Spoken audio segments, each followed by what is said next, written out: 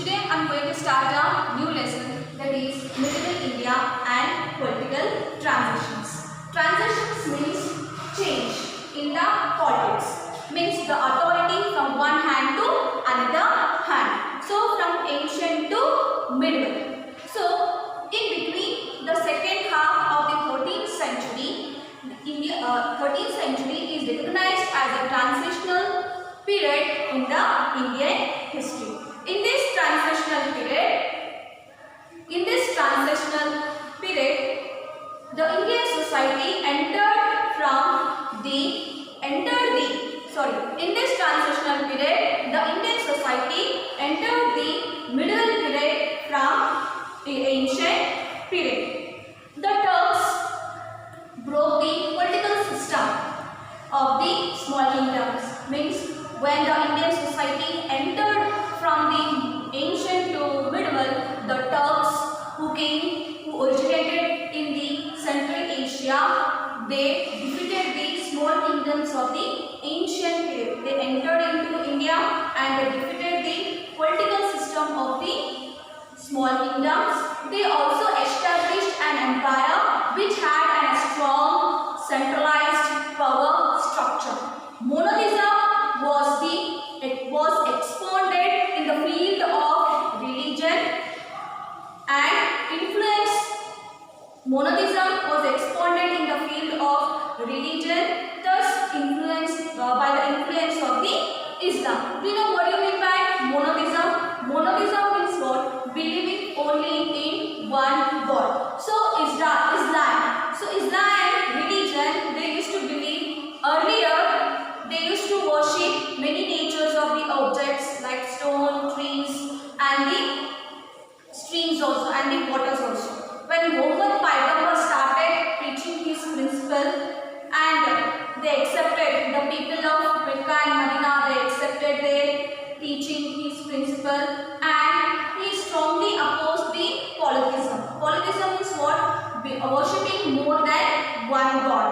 So, because of teachings of Muhammad Paigambar, the people, they changed and they started believing only in one God. That is called as monotheism was expanded, means they expanded the monotheism in the field of religion, the influence of the Islam.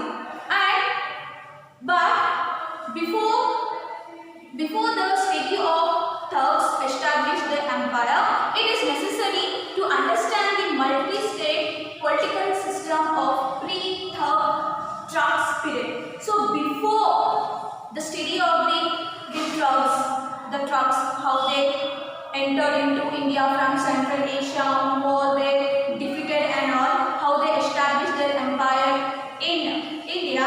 Before that, we need to study about the Rajput dynasties. And after the rule of Vardhanas of Satnavineshwara, most of the western and northern India was ruled by the Rajput dynasties. So in these Rajput dynasties, first I want to tell of Gurjaras of Pratiharas. The first kingdom in India was Gurjaras of Pratiharas. These Pratiharas have claimed that the Lakshmana of Ramayana period, a Kshatriya of Surya Vamsha, is a founding person of their family. But as per the evidences available, Nagabhatta is a founder of this dynasty. Which dynasty? That is Gurjara Pratiharas. So what? These Gurjara Pratiharas, they claiming that the founder of their family was Lakshmana of Ramayana period, a Kshatriya. A Kshatriya means what? He is a ruler, warrior, a king. He is a founding person of their family. So we already know that in the ancient period there were 4 varnas were there. That is Brahmanas, Kshatriyas, Vaishnavas and the Shudras. So do you know what do you mean by the priest? Brahmana means the priest. He is born from the mouth. The Kshatriya is a warrior. He is a soldier. He is a brave person. He is a king. He is also called as ruling class, Kshatriya. So he belongs to the Kshatriya family of Surya Vamsha. He is a founding person of their family.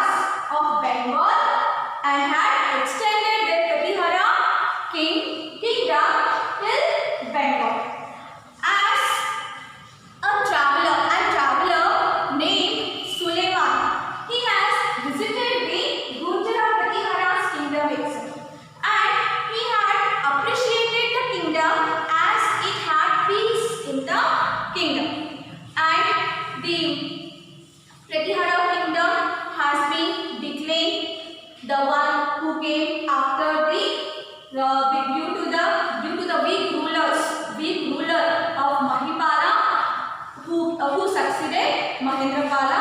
So like that the Gujara Pratihara dynasty was declining. Once again I am going to tell children, listen carefully, that the Pratiharas have claimed that Lakshmana of Ramayana period, a Kshatriya of Suryavanshi, is the founding person of their families. But as per the available evidences, Nagabhatta is the founder of Gujara Pratihara dynasty.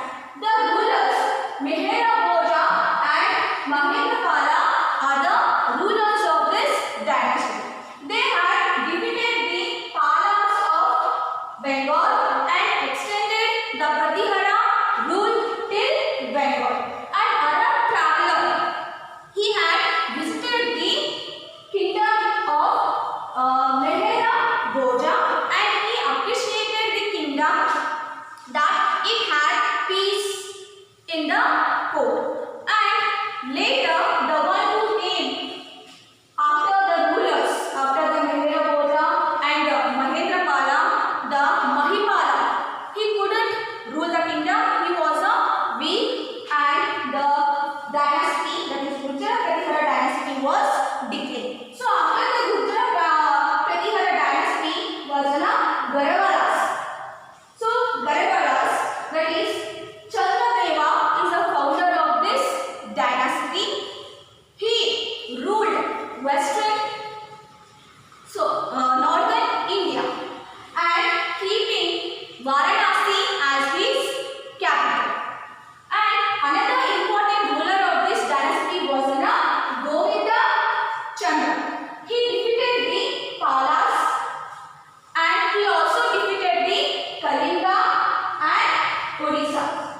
The rulers of the Kashmir, Gujarat and Cholas had cordial relationship with the Govinda Chandra.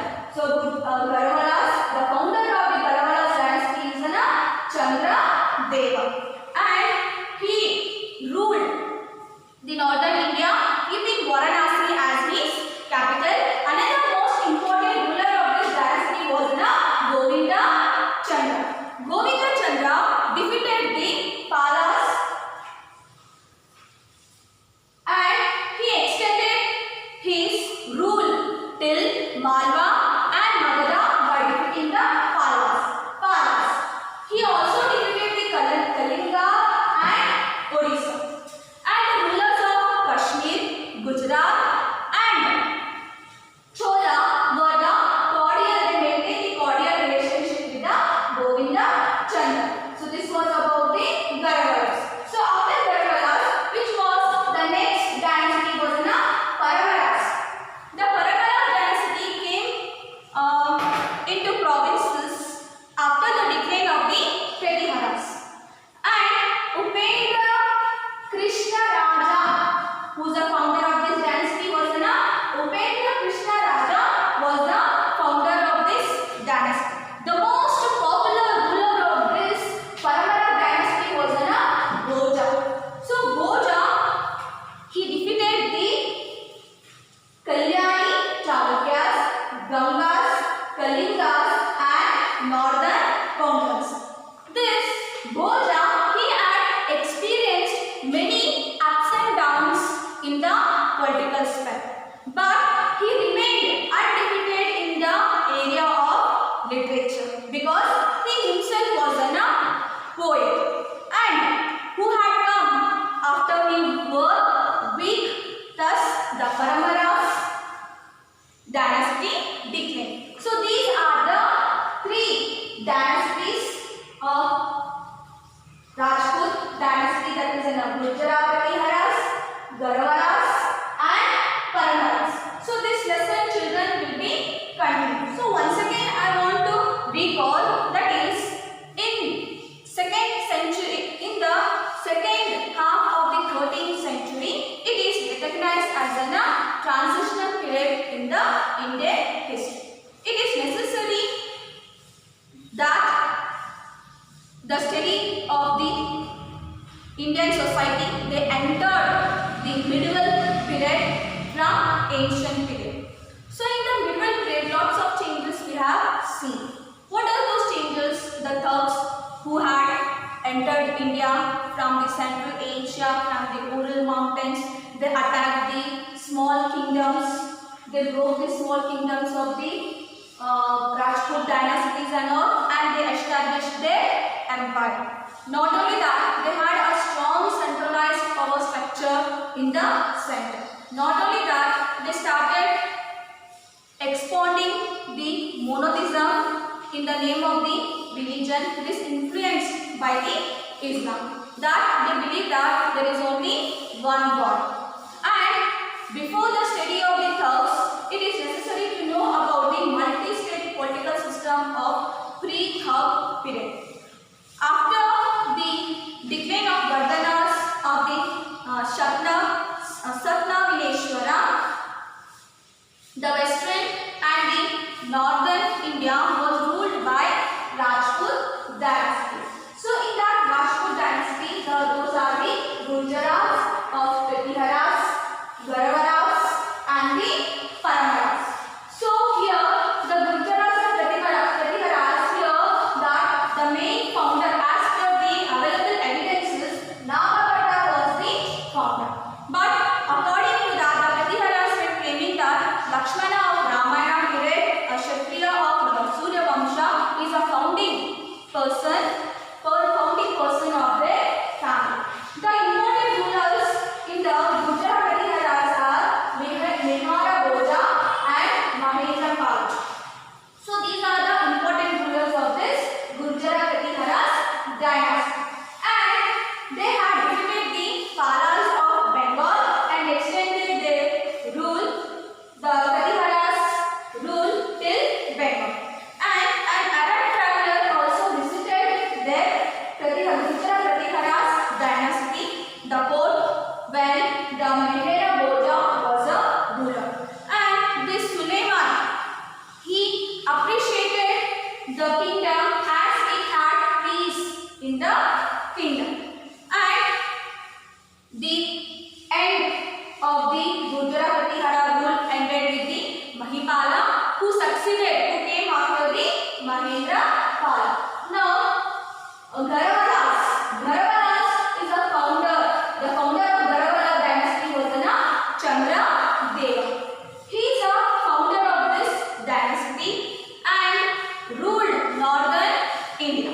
And keeping Varanasi, his capital is Varanasi as his capital. Here, another important ruler of this Garavalas dynasty is Govinda Chandra. So Govinda Chandra, what he did, he extended his rule till Malvas and Magadha by defeating the Palas. Not only he defeated, but defeating his Palas, he extended his rule till Malwa and Magadha. He also defeated the Kalinga and Odisha. And he had a cordial relationship with the Kashmir, Gujarat and Chola. So this is about the Garavalas. The next one is the Paramaras. So these Paramaras came into provinces after the decline of the Pratiharas. Here the founder is the Upendra Krishna Raja. He founded this Paramaras dynasty. And the most popular ruler of this dynasty was Bhoja. So Bhoja, he defeated the Kalyani, Chalukyas, Gangas, Kalingas and northern Konkans and extended his empire, his rule. And he experienced many ups and downs in the political sphere. And he remained undefeated in the field, in the area of literature, because he himself was a poet. Who was a poet? Bhoja was a poet. But who